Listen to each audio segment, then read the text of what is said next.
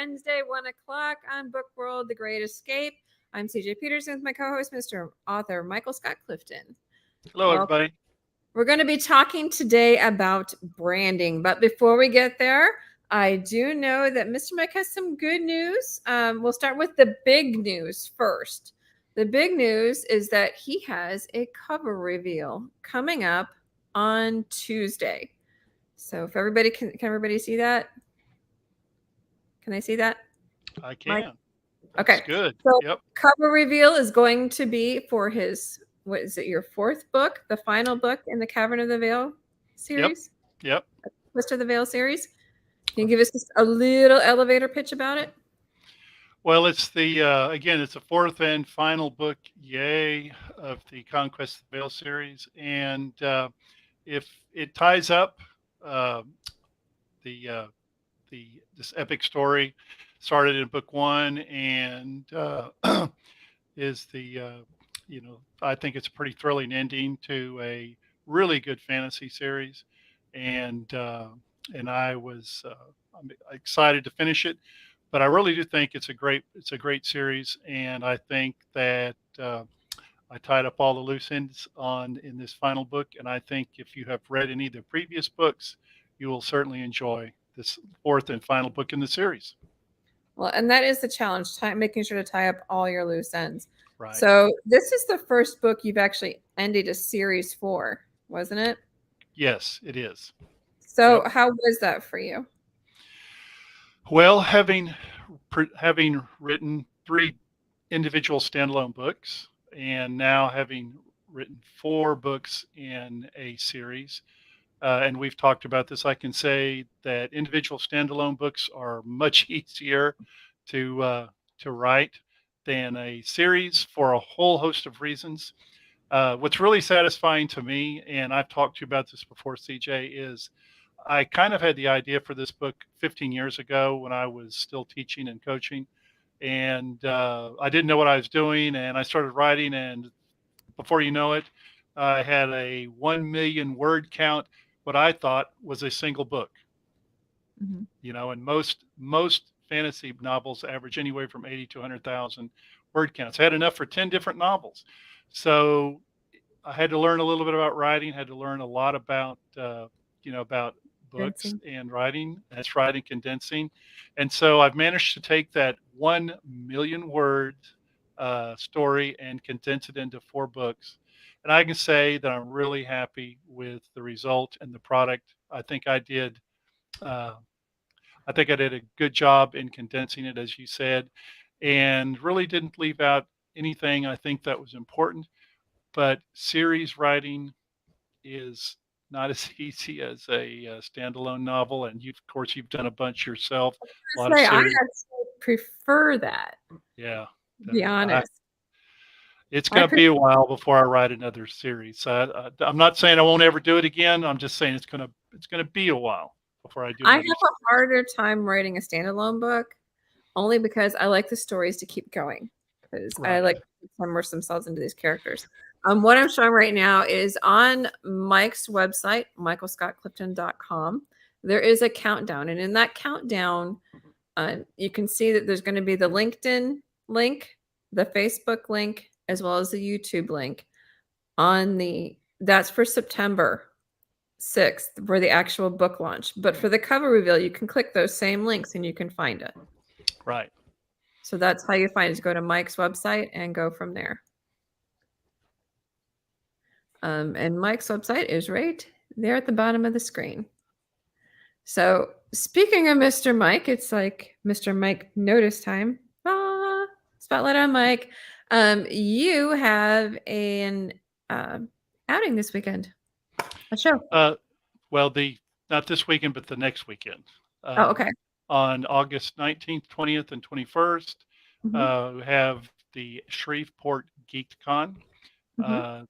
That sort of kicks off. I do a lot of Comic Cons, as you do as well, and I kind of have from front loaded in the early spring, and then summer kind of take off, and then start up again toward the end of summer. So this will be the first of 7 Comic Cons I'll be at in in this fall and winter. Wow, So, that's a lot for the fall. but it'll be at the Shreveport Convention Center, and I'll be sharing a booth with fellow author C.I. Chevron, who writes Oh, Steampunk, nice.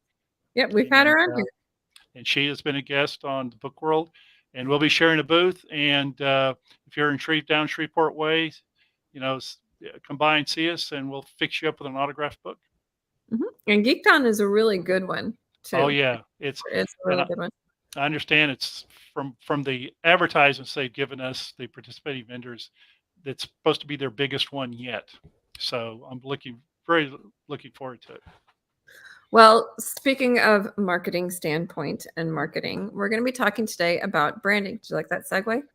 Yeah. We're talking about branding, and it's kind of one of those necessary things. And there's a lot of mistakes that people tend to make regarding it. But a lot of it, honestly, is like throwing it against the wall and seeing what sticks. But there is a slight formula to it, and that's what we're basically going to be touching on today. So we're going to be looking at PowerPoint. Gotta love PowerPoint. Okay, so the first question always is, where do you start? When it comes to branding, I do caution people this factor. Sometimes people start pages and they start Twitter accounts and Instagram accounts for a specific series. That's a problem. And here's the problem why. I started off with one series. I now have I have a series of 5, a trilogy, a series of 4, and another trilogy. So I've got 4. So if I did that for all 4 series and my author page, that's a lot of pages to keep track of. So just kind of keep that thought in mind. And while you may pick up readers here and there, once the bulk of your readers actually get through it, your page may start to slow down quite a lot. So ideally, what you want to do is actually brand to you, the author. And doing that, you can just continue to share everything that you do. Like, for example, I'm an author, blogger, podcaster, and publisher. So all of that is encompassed on my page. And I don't have to feel bad about sharing stuff and crossing over in different things. The only thing I did actually separate was Chief and Sarge has their own page, because most of my stuff is geared toward what I call big people. So there's big people and little people. Chief and Sarge are little people. That's a different audience versus big people. So for example, if you generally write you're like generally one type of author, like say you're a fiction for, science fiction. No, that's probably not a good example. Say you're big people person author, and you've got all these books out and you decide, hey, I want to try my hand at this particular genre. Can they cross over? If they can cross over, great. Sometimes there's a hard and fast wall between different genres. So you got to be careful with that. So being a multi-genre author, you kind of also have to figure out, can I blend these together? Can I not? Some of them you can. Some of them there is crossover, and you are able to do that. As far as where do you start regarding branding? You need to start with who you are as a person, who you are as an author. People want to get to know the author. The more they know, the more they'll want to read what you wrote. Your face itself is important. You are the brand. And in doing that, the more people do get to know you, they're going to be like, oh, hey, I've connected with this author on this particular thing. I would love to see what his or her work looks like. So in sharing, parts of yourself, you're also allowing yourself to connect to people on a certain level. For example, the Grace Restored series is regarding domestic violence. I'm a domestic violence survivor. When people read that and they learn that, they're more vested in that particular series. Does that make sense? Oh, yeah. Okay. So next one is colors. You have to have the same colors for your website, your business cards, your backgrounds, and your banners. What are your favorite colors? One of mine, or 2 of my least favorite colors, is yellow and pink. So chances are you're not going to see yellow or pink on my website. Definitely not pink. Some yellow, which I may term as gold, may slide in there, but yellow and pink are traditionally not on my stuff. And there's a reason for that. Tagline. What do you want to be associated with you? My tagline is, while the stories are fiction, the journey is real. What that allows me to do is it gives me like a broader scope than people think, because my blogs, while the stories are fiction for the Shelf Life blog, the journey is real for the Journey to Fruitfulness blog.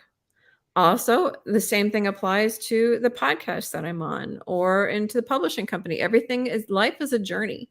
And even Chief and Sarge, their adventures are a journey. So that particular tagline actually encompasses everything that I do, and I made it flow together.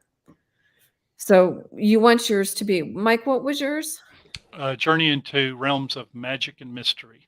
Mhm. So yours is going to encompass anything pretty much fantasy and sci-fi. Yep. So, you've created that sort of thing. Social media handles. This is one of the banes of my existence, to be honest. It is painful to deal with when an author has several different handles throughout the different social medias. Mine is either at c.j.peterson. For example, on LinkedIn or on Facebook, it's going to be easier to find me that way. Otherwise, my handle across the board is authoress_CJ. Really easy to find. There are some who have partial names here, partial names there, a different version of their name here, a different version of the name there. And if you're trying to tag them, it can be very, very painful to try to find everybody. So, for example, Mike, yours is all at author M.S. Clifton, correct? Yep. And so that's easy to find. So, for example, when I go to tag him on Facebook and I want to find his author page, I literally type in at author M.S. Clifton and boom, he pops up. If you typed in mine at authoress_CJ, my author page will pop up. So it just makes life a whole lot easier. Profile pictures. My personal pictures are not the same because I'm branding my author pages and everything else. So that particular profile picture is the same straight across the board. All of my professional ones have the same picture.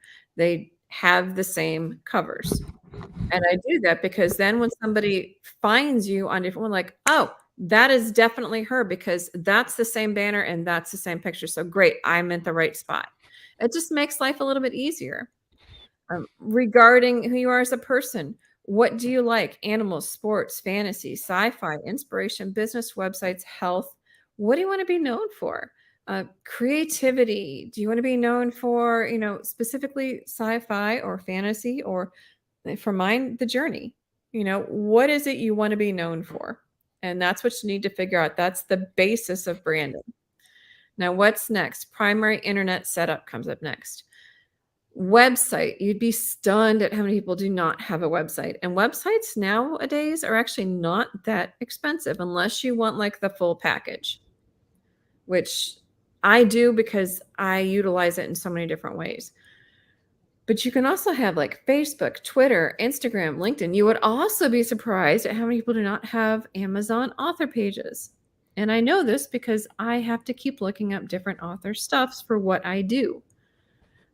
There are tons of free platforms out there. You don't have to cost on a lot of different platforms. If you look at the numbers that I have here regarding Facebook, Twitter, Instagram, LinkedIn, I mean, the numbers are astronomical. Instagram. But each one of those different platforms actually tends to target a specific group. You have to be careful. Like the younger ones tend to be on Instagram or Snapchat. Us older folks tend to do like Facebook and LinkedIn. Twitter's kind of a flow in between. YouTube is anybody's game. Pinterest, you're tending to go more toward just basically, there's a lot of stuff on Pinterest. Let's put it that way. And then TikTok. TikTok is a huge one when it comes to advertising. Tumblr, Discord, Twitch, a lot of those are videos. So, you can start to learn how to do videos as well. It's kind of fun, actually. What does it look like? Remember when I said that all of the banners and my profile pictures are the same? This is what mine look like. These are literally taken from my profiles and from even my newsletter in the upper left picture.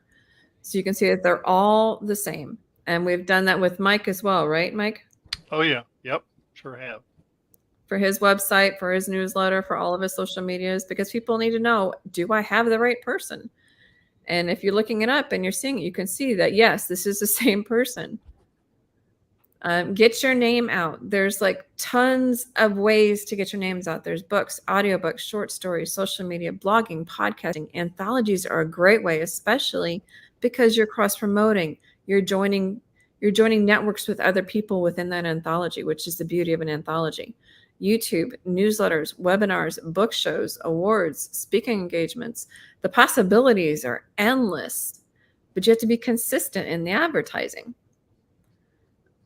Now what? Okay, you've got your logo, you've got your tagline, you've got everything that you're going to need. If you notice on here, that's what I ran with. That swirl that's behind all my stuff, if you notice, they are not pink, nor are they yellow. they are phases of blue and purple, which are my favorite colors. And so what I did was that's how I made everything flow. But it also joins in with the journey is real. The journey is ever flowing. And so that's where I came up with that. And I've just recently rebranded, but it allows me to be able to keep everything consistent. Anytime somebody sees that circle or that swish of blue and purple, they're going to go, oh, CJ Peterson. I know who that is because I see that all the time. Some people say, like, you're everywhere. I am. I made it my goal in 2013 when I started. The worst thing somebody told me was that they didn't know who I was until that day during a speaking engagement. But now that they were, they bought on my books, which I should have been absolutely thrilled. But I was mortified at the first portion of that sentence. They didn't know who I was. And so I'm like, I made it from that point forward to make sure that it was difficult not to find me somewhere on the internet, whatever it may be. It may be something even as simple as t-shirts. How many times do you have somebody else's logo on your t-shirt that you are like showing to the world when you go out? I think Mike even has one on right now. Mike, what's on your t-shirt? It says "Stay Positive," and it's got an atom. Mm-hmm. Yep. Mine is Mossy Oak.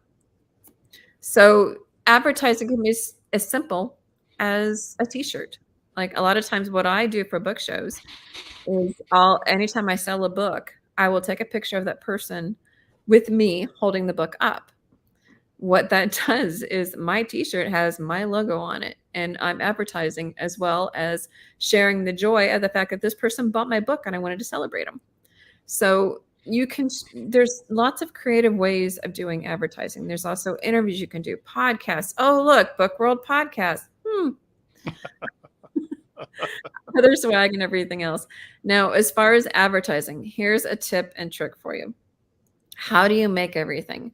There's tons of different outlets that you can use. Social Media Examiner is a great way to stay on top of social media, and it comes right to your inbox. You can read about the trends that's going on. They're a great one to look for.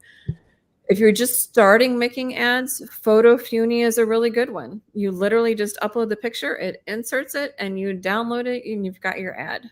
Canva is the next step up. Photoshop is another one. BookBrush is another one for creating ads. When it comes to creating the merchandise, for example, business cards, bookmarks, t-shirts, there are two that I tend to go to, or three: 55 printing, Vistaprint, or Overnight Prints, depending upon which one is cheaper at the time. Because a lot of times one will be having a sale, and they're pretty comparable. So I have no problem going to either one of those. As far as podcasts, you can check Matchmaker FM. RadioGuestlist.com is another really good one. There's lots of places that you can go to try to figure out, okay, can I book myself on somebody's show? If you have a book coming out, check it out. You can do that.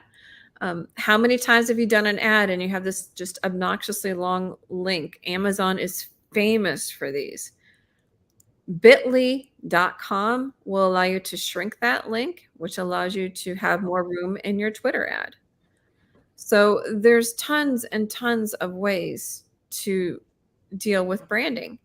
You just have to figure out, what's best for you. So, Mike, questions, comments? Well, the one of the things about branding that I learned the hard way is the genre that you write in. Hmm.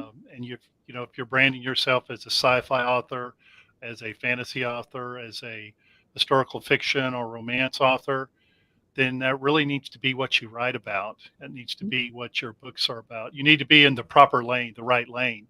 If you're Hmm. writing books that are primarily uh, fantasy, for example, like I write, but you're marketing them as romance, Yep. that's a big no-no, Hmm. because while you may initially get a few readers who are, you know, that are maybe sucked in because, oh yeah, it's new romance book, new romance author, whatever. Uh, what they'll end up doing once they realize, hey, this isn't a romance novel. Uh, you will you will not only lose them Hmm. as potential readers, but they talk to their friends and the people around them. And since social media is a huge thing, you sure don't want them to be putting on reviews and things like that. The Exactly. content is not as advertised. Hmm. So that's a big no-no and a common mistake. And I think too, don't you, CJ, that sometimes there are some authors who say, "Well, I write all kinds of different, you I know," do. and I'm a you do, multi-genre and author. and You that's have okay. a target audience. Right. And then that's okay. But whatever, if you write 5 books and each book is in a different genre, Hmm. then you need to market it in each different genre. You can't Exactly. use the same, you know, the same genre to do, and that's easy marketing to just paint them all with a broad brush, but it's also not very effective, as I Hmm. said. And so I I had to learn that the hard way, you know, decide what genre you're going to be writing in this book. Yeah, you can write all different kinds like you do, CJ, as you said, Hmm. but you don't market a sci-fi series as a romance novel, or a romance novel as a sci-fi novel, you know, No. because it does have pretty disastrous consequences. Yeah. That, and you also need to know your audience. Some people are like, well, I Yes. wrote Yeah. it, so it could Yeah. be, read by young adults, it could be read by new adults, it could be read by adults. Right, but what is your target? Right. You know, what are you honing in on? For example, the Team Angel series. Young adults can pick them up. I was a youth leader for 18 years. I wanted to make sure that if any of my teens found out that I was an author and they picked it up, that they would be okay to read it. And they are. But that's not my market for the Team Angel series. That is an adult type book, a new adult or adult. And that was my target. Meanwhile, the Sands of Time trilogy is like the one where Stranger Things kind of meets X-Men. I did market that sci-fi, but I targeted that more for young adults because it's more dealing with teens. And so you need to make sure that you're targeting the right place. Chief and Sarge, Right. I can't advertise those to young adults because they're not. They're ages 6 to 8. So make sure you know who your audience is. And a lot of it is just simple, make sure your hashtags are right. Right. Now, target audiences are a little bit more of a moving target. You know, things have changed quite a bit over the last 10 or 15 years. What used to be considered strictly YA that a older person would never read is not necessarily the same. Harry Potter, for example. I'm sure Mhm. we all know adults in their 50s, 40s, 50s, 60s, whatever, that read Harry Potter and thought it was a great book. Right. Some of the dystopian novels like Hunger Games series and Divergent, things like that. So target audience, like I said, is it's a very fluid thing, Mhm. and you can get away a little bit more with branding to a broader audience, but still, as you were saying, CJ, you can't do it carte blanche. You still have to have a fairly good idea who your readers are. Right. I mean, you can market it to a certain group, like anybody can read it. But Right. who specifically are you targeting? Who did you write that for? Right. And the thing with me, and I'm going to say this, and I will tell anyone on the broadcast here, CJ, you've helped me quite a bit on branding and understanding how that works. and it has a lot to do with how you market your Mhm. books, and of And course, yourself. social. That's right, and because indie authors have to pretty much market themselves, Mhm. the more effective your efforts are, of course, the better the results you have. And I don't think you ever.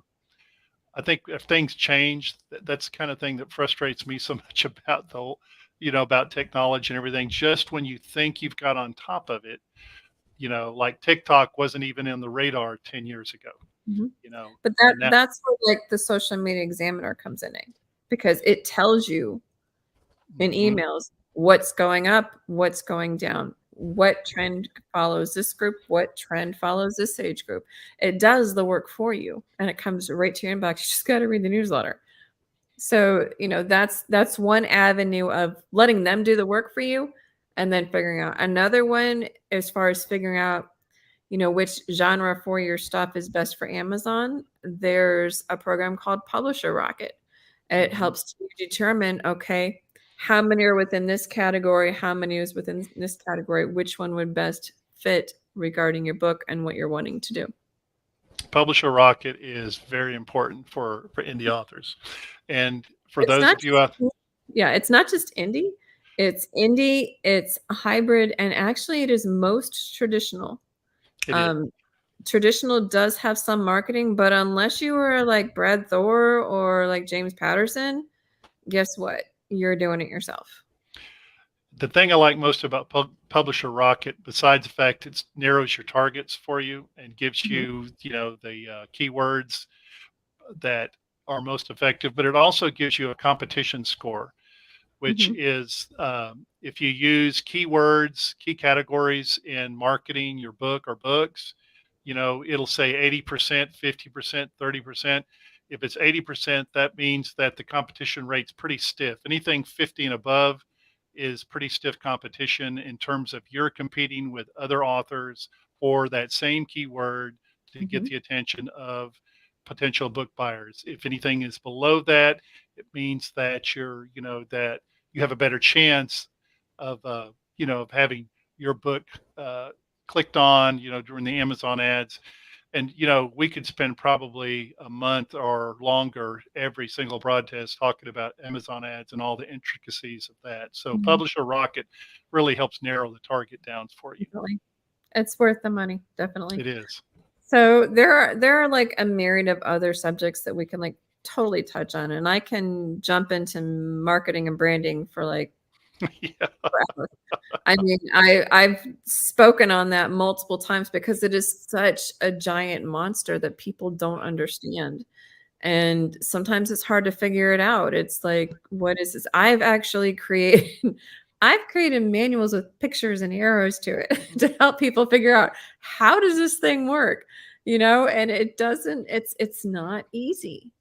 But once you No, get a flow, it's usually pretty easy to figure out. You just got to figure out which group you're targeting and which social media. that's And right. can you come across the board? If so, do you need to adjust something here or there? That's right. So, yeah. In the meantime, we have less than a minute left.